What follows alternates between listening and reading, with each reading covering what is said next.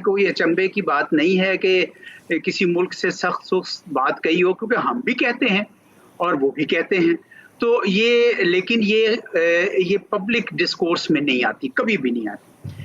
یہ بدقسمتی تھی کہ یہ پرٹیکولر ٹیلی گرام پبلک ڈسکورس میں آ گئی، تو ہمیں تو اسی وقت اندازہ ہو گیا تھا کہ یہ داخلی سیاست کا شکار ہو رہی ہے.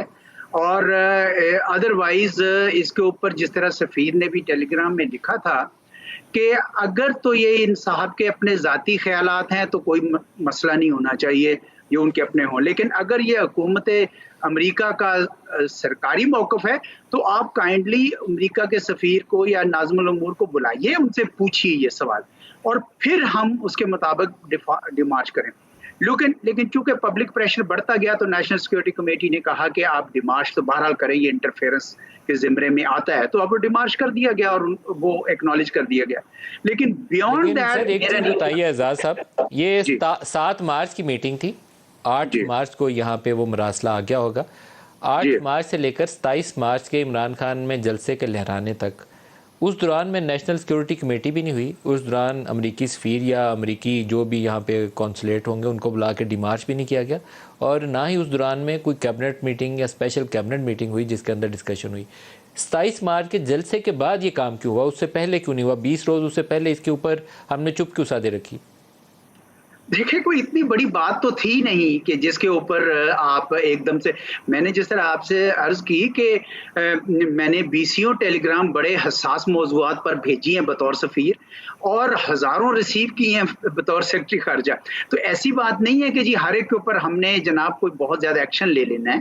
وہ ان کو موجودہ حکومت سے جو تھے تحفظات وہ انہوں نے اس کو کنوے کر دیا، اور یہاں پہ آپ نے حکومت نے نوٹ کر لیا کہ آج کل ان کی یہ فیلنگ ہے.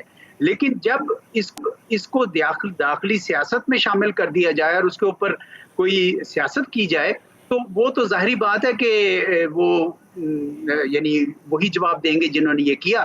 میں سمجھتا ہوں کہ اس میں کوئی ایسی بات نہیں تھی کہ جس کے اوپر ہم یہ کہتے ہیں. صرف سفیر کو بلانا ضرور تھا، اس سے پوچھنا بھی چاہیے، وضاحت کی جاتی ہے، وہ بھی روٹین میں ہم لوگ کرتے رہتے ہیں ایسی باتیں.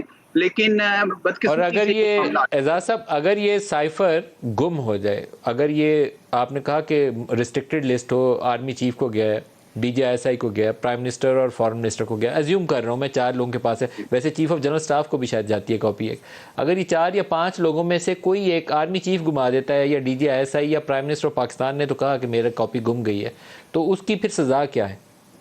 دیکھیں، آفیشیل سیکرٹ ایکٹ کے لحاظ سے تو اگر اس کے متن کو آشکار کیا جائے یا اس کو کہیں گما دیا جائے وہ تو ٹھیک نہیں ہے، کیونکہ وہ اس کی وائلیشن ہو جاتی ہے آفیشیل سیکرٹ ایکٹ کی. تو وہ مجھے تو نہیں پتا، کبھی ہم نے کوئی ایسی صورتحال آئی نہیں تھی کہ جس میں ہمارے اوپر ہر ایک جو کم از کم ہمارے نزدیک جن کے ساتھ ہم جو ذمہ دار دفتروں کو جاتی ہے وہاں پہ وہ فائل کی جاتی ہے، باقاعدہ ایک لاک اینڈ کی میں رکھ دیے جاتے ہیں، اور وقتاً فوقتاً وہ اکثر اس کو ڈسٹرائے کرتے ہیں یا ریٹرن کرتے ہیں.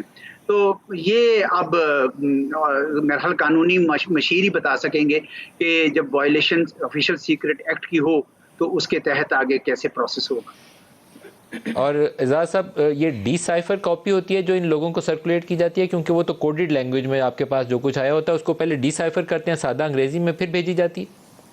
نہیں صاحب، وہ تو سائفر ہی رہتا ہے. دیکھیں میں آپ کو بتاؤں، جب وہاں سے کسی جس طرح واشنگٹن سے بھیجی گئی تو ایک کی ہے جس کے اندر انہوں نے وہ کوڈ لگا کے وہ ہمیں ٹرانسمٹ کر دیا، اس کی کا دوسرا حصہ یہاں پہ وہ کی لگا کے اور وہ اس کو ریسیو کر لیتے. پھر اس کے بعد یہ اس کو ٹاپ سیکرٹ یا secret depending qualification. So every document is a secret and accountable document. It is numbered document. اگر کہیں کسی نے کسی اور جگہ متن شیئر کرنا ہے تو پھر ہم اس کو سیونگ گرام اس کو کہتے ہیں، اس کو پیرافریز کرتے ہیں تاکہ جو کوڈ ہے وہ کمپرومائز نہ ہو. So every document that goes to all these recipients is the original numbered copy and it is a secret ciphered, it is still called cipher document.